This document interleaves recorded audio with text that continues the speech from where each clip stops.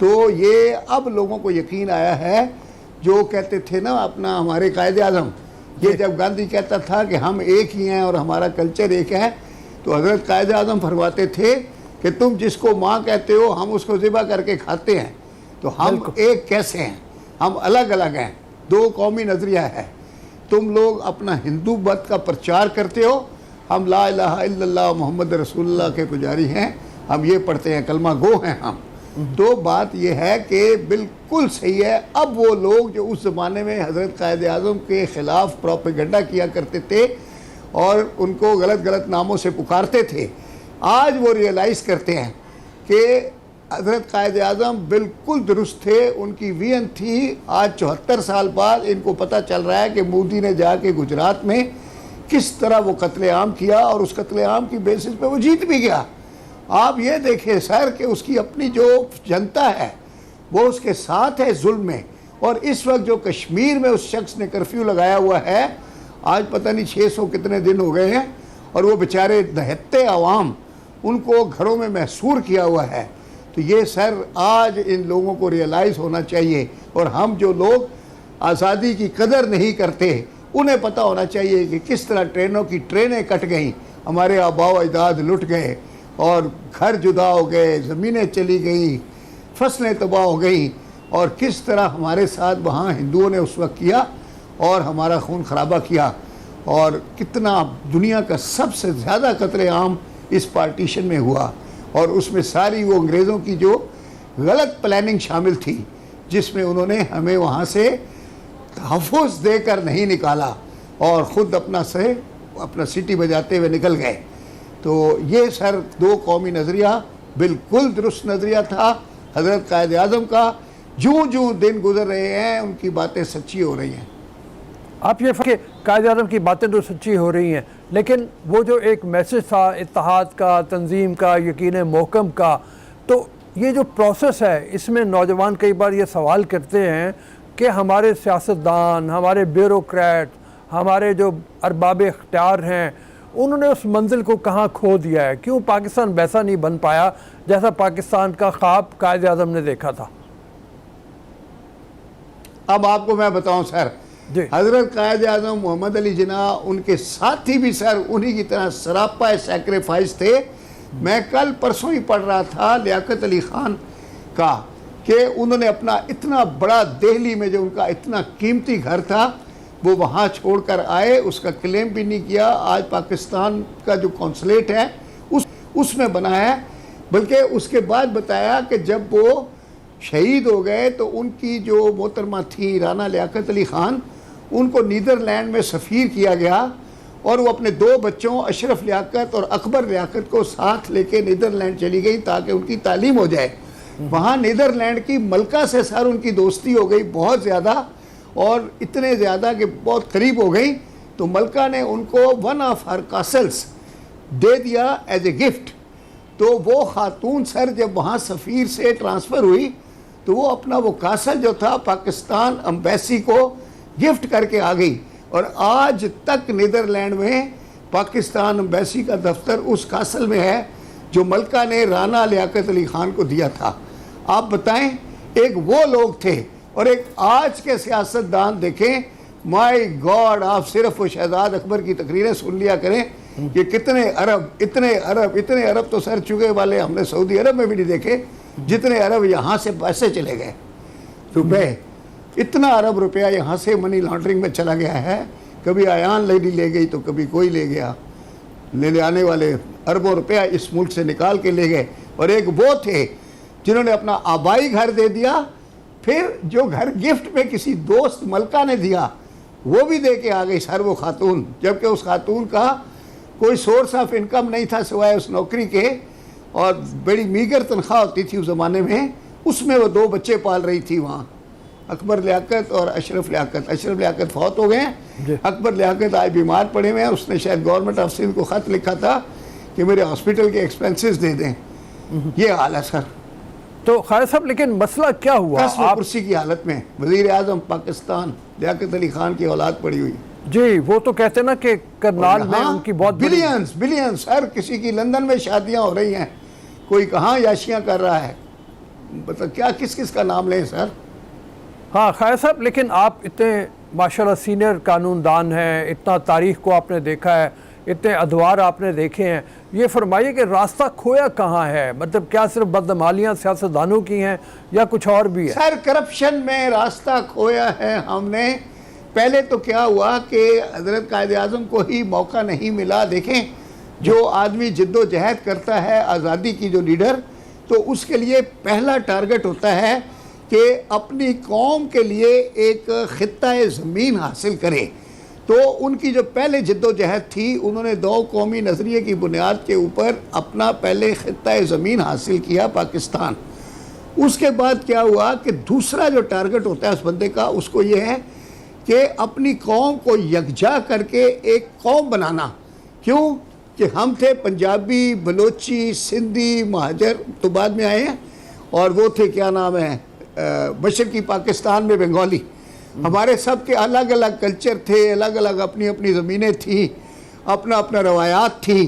तो इन सब को यकजा करके कायदे आज़म ने एक झंडे के नीचे जमा करके कौम बनाना था, लेकिन उनको कुदरत ने वक्त नहीं दिया और वो इस दुनिया से रुखसत हो गए। अब रुखसत होने में भी साजिशें कार फरमा थी। बहरहाल जो लिखी हुई थी, इतनी उम्र लिखवा के लाए थे, जो क्योंकि हमारा नज़रिया है कि अल्लाह ताला ज़िंदगी और मौत का दिन मुकर्रर है, तो खुदा ने उनको हमसे जुदा कर दिया। लेकिन उनके जुदा होने के बाद सर रूप साहब, आप तो शायद उस वक्त छोटे होंगे, इस तरह से फिर हुकूमतें बदलती थी कि आप रात को सोते थे तो सुबह नया वज़ीर आज़म हो जाता था। बल्कि सरकास्टिकली उस ज़माने में पंडित जवाहरलाल नेहरू ने कहा था कि मैं धोती नहीं बदलता, आप वज़ीर आज़म बदल लेते हैं, मैं मुशाकरात किससे करूं? वो धोती जो पहन के सोता था तो सुबह दूसरी वज़ीर आज़म ही बदला होता था। तो उसका जुमला बड़ा आला था, उसने अपने हिसाब से सही कहा था, इसमें सच था। और उसके बाद जब एक के बाद एक जाता गया, उसके बाद फिर आप देख लें कि फिर ये शुरू हो गया करप्शन, और फिर करप्शन का जो सीड बोया गया। जब देखें शुरू में जब पाकिस्तान बना है तो करप्शन का नाम सुना नहीं था। लियाकत अली ख़ान का किसी ने 1 रुपए की करप्शन नहीं सुनी, उनके बाद सुरवर्दी आए, किसी ने 1 रुपए की करप्शन नहीं सुनी, ख्वाजा नाज़मुद्दीन आए, किसी ने 1 रुपए की करप्शन नहीं सुनी। आज लोग 18 महीने वज़ीर आज़म होते हैं, पता नहीं क्या क्या सरे महल बन जाते हैं, क्या क्या बन जाता है। आप ये देखें ना सर। तो फिर करप्शन जब आई, फिर वो आती ही चली गई और अभी भी ख़त्म नहीं हो रही, बढ़ती जा रही है। बल्कि इमरान खान बड़ा विजन वाला आदमी है, बड़ी कोशिश कर रहा है, लेकिन मैं नहीं समझता कि वो रोक सका है करप्शन को।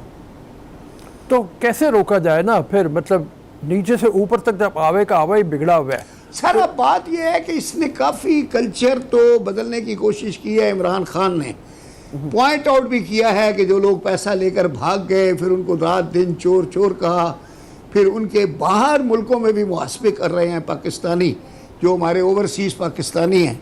लेकिन अब इस कल्चर को बदलने की ज़रूरत इसलिए है सर कि हमारी कौम को समझाना पड़ेगा कि यार ये जब वहाँ से कोर्ट के तारीख लेकर निकलते हैं तो इनके ऊपर फूलों की पत्तियाँ ऐसे निछावर की जाती हैं जैसे पता नहीं कोई हज और उम्रा करके आए हैं या कोई ओलंपिक का अवार्ड लेकर आए हैं। अरे भाई, ये करप्शन के केस में तारीख पर कोर्ट में आए थे और उसमें तारीख हो गई है, तो फूलों की पत्तियाँ। तो अब हमारे अवाम देखें, हमें रऊफ साहब आपको भी इसमें मदद करनी है। जो भी जर्नलिस्ट हैं हमारे, जो लिखारी हैं, आप खुद बहुत बड़े कॉलमिस्ट हैं, कि उनको ये अवाम को ये समझाना है कि कोई लोग करप्शन के जिनके पास दौलत है तो आप उनके साथ सोशल बाइकआउट करें। आपको याद होगा रऊफ साहब, पुराने ज़माने में जब लोग रिश्ता लेते थे, अगर किसी के घर में उनके ऑस्टेंसिबल मीन्स ऑफ लिविंग नहीं होते थे, जिसको आजकल कहते हैं कि एसेट्स बियॉन्ड मीन्स, तो लोग उनके घर रिश्ता नहीं करते थे। कहते थे यार पता नहीं इनका क्या कारोबार है, ये 2 नंबर लोग हैं, और लोग अपनी बेटी नहीं देते थे और उनकी बेटी लेते नहीं थे। आज सर लोग ऐसे जनाब खुश होते हैं कि कि सारा जो पैसा रिश्वत का कमाया वो समझते हैं शायद अब हम ही इनहेरिट करेंगे। तो अब ये सारी बातें हैं आपको एजुकेट करना है हमारे मुआशरे को, नई नौजवान नस्ल को, और उनको बताना है कि ये राशियों का सोशल बाइकआउट करें, इनके बच्चों का सोशल बाइकआउट करें, इनके साथ रिश्ते मत करें, रिश्तेदारियां मत करें। शायद इससे थोड़ी सी कोई करप्शन कम हो जाए। अदरवाइज़ तो सर आप देखें कि जो हालात हैं कि ना सिर्फ ये कि वो रुपया कमाते हैं, फिर उस रुपये को बेजा खर्च भी करते हैं, और वो जब खर्च करते हैं तो जो ईमानदार आदमी है उनकी सर आप देखें तो वो जो बीवियां, उनके जो बच्चे हैं, वो सहम जाते हैं कि शायद पता नहीं हमारा मियाँ जो है वो कोई नाकाम आदमी है, वो तो उसको पैसा कमाना ही नहीं आता और बहुत सख्ती कोई नखट्टू है। उन्हें ये नहीं पता कि तुम्हारा मियाँ सही है, ये चोर जो हैं ये चोरी के पैसे से अय्याशियाँ कर रहे हैं। और फिर क्या करें सर, फिर जब वो ज़्यादा हो जाते हैं तो ऑनेस्ट लोग कम हो जाते हैं, तो कल्चर चोरों का छा जाता है। ऑनेस्ट लोग, उनकी बीवियां, उनके बच्चे अपने आप को डिप्राइव्ड फील करते हैं, डिप्रेशन में चले जाते हैं। मैं उन बहनों को, उन बच्चों को, उन बीवियों को आपके तवस्सुत से पैगाम देता हूँ कि अपने ईमानदार शोहरों पर करें और उनकी कमाई में गुजारा करके उनका सर बुलंद करें, और जो करप्ट लोग हैं उनका सोशल बाइकआउट करें, उनके घर आना जाना बंद कर दें, उनसे मिलना जुलना छोड़ दें, ताकि अगर उनकी दौलत है तो वो खुद ही देखें, हमें ना दिखाएं, हमें देखने की ज़रूरत ही नहीं है। अगर रऊफ साहब जी पता नहीं शायद आप मेरी बातों से एग्री कर रहे हैं कि नहीं, लेकिन अगर आप भी इसमें मदद करें और लोगों को एजुकेट करें कि करप्ट लोगों का सोशल बाइकआउट किया जाए, ये एक एफर्ट है। मैं नहीं समझता कि इससे जल्दी माशरा ठीक हो जाएगा, लेकिन हर सफ़र पहले कदम से शुरू होता है। तो आए आज से ही एक कदम उठा लें, मैं और आप मिलके कर लें। अगर हम ये कदम उठा लें तो शायद और हज़ारों लोग भी हमें फॉलो कर लें। भी हमारी खूबसूरत का सिलसिला जारी रहेगा। अभी छोटी सी ब्रेक के लिए इजाज़त दीजिए, ब्रेक के बाद दोबारा हाजिर होते हैं आपकी खिदमत।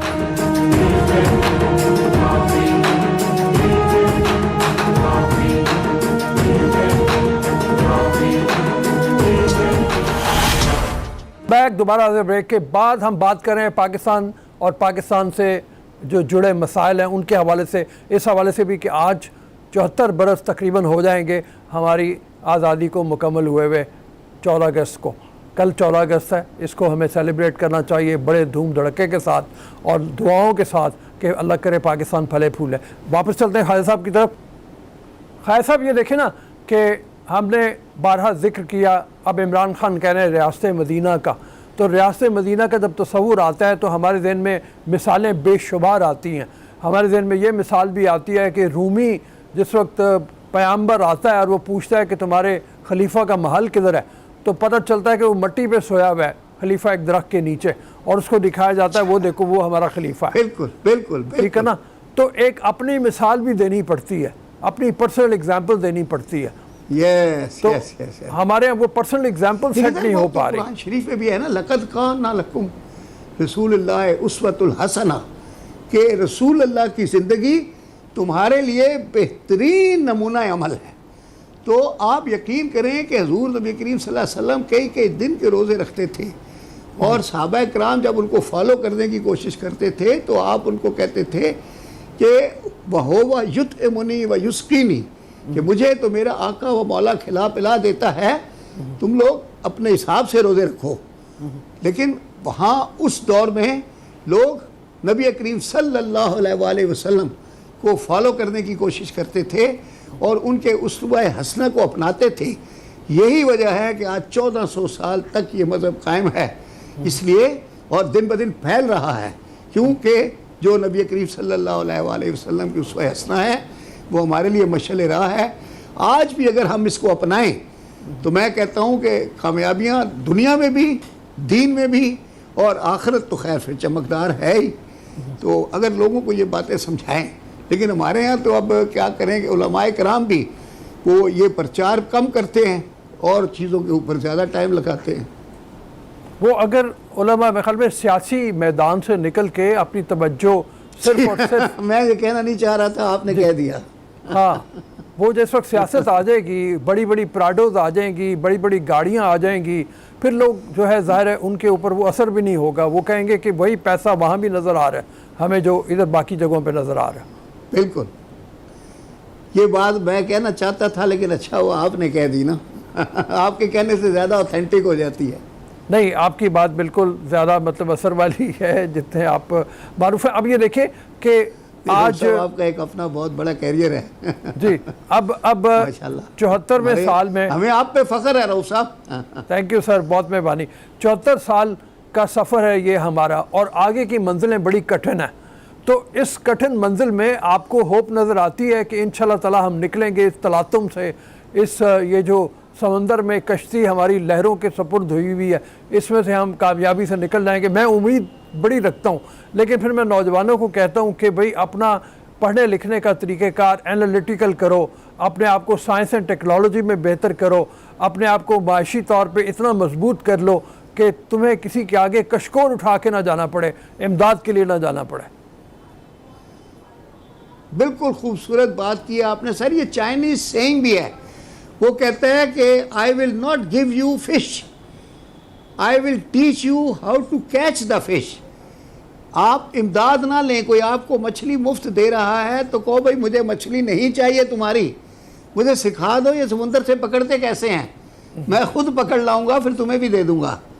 तो आपने जो बात कही है हमारे नौजवानों के लिए, हमारी नई नस्ल के लिए, खुद हमारे लिए, कि बजाय कशकोल लेकर आप भीख मांगें, अपने पैरों पे खड़े हों, अपनी एक्सपोर्ट्स को बढ़ाएं, और बच्चे जो हैं बजाय वो नौकरियों के पीछे भागें वो एंटरप्रेन्योर बने। बल्कि अभी लेटेस्ट सर मैं आपको बताऊं कि ये जैसे इंस्टीट्यूट ऑफ बिजनेस एडमिनिस्ट्रेशन है, ये यहाँ पे जो बच्चों को मैनेजमेंट पढ़ाते थे, और पहले जो आज से हमारी उम्र के जो लोग थे उनका तो ये होता था कि भाई जिसने IBA से कर लिया है MBA तो उसको फ़ौरन जाके एग्जीक्यूटिव की नौकरी मिल जाएगी।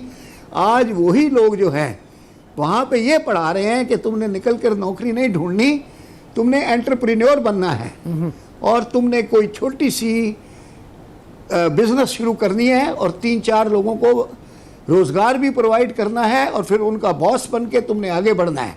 ये नई थ्योरी है और इस पे अमल शुरू हो गया है, और अल्लाह ताला उनको कामयाबी दे।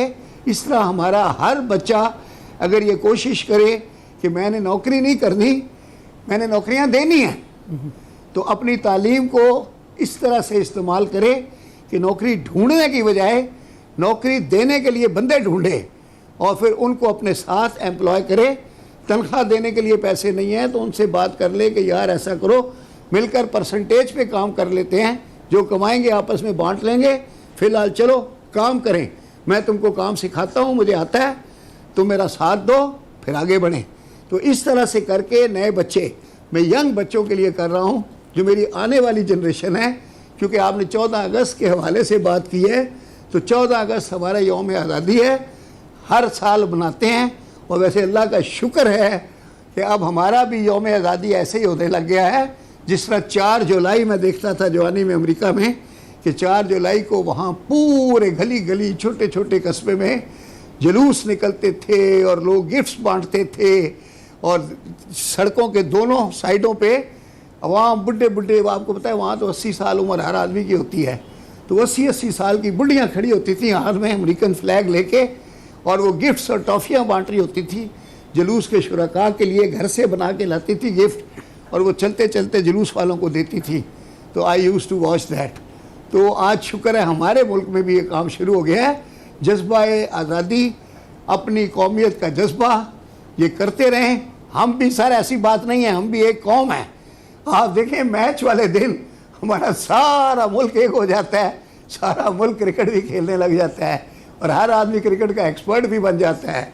और टीवी पे जो एंकर आते हैं जिनको ये भी नहीं पता होता कि एक्चुअल क्या वो गली क्या है और बॉल क्या है और विकेट क्या है, वो भी तबसरा बेहतरीन कर रहे होते हैं कि जी आज फलाने ने अच्छा नहीं खेला, तो हम तो एक्सपर्ट फ़ौरन बन जाते हैं ना सर।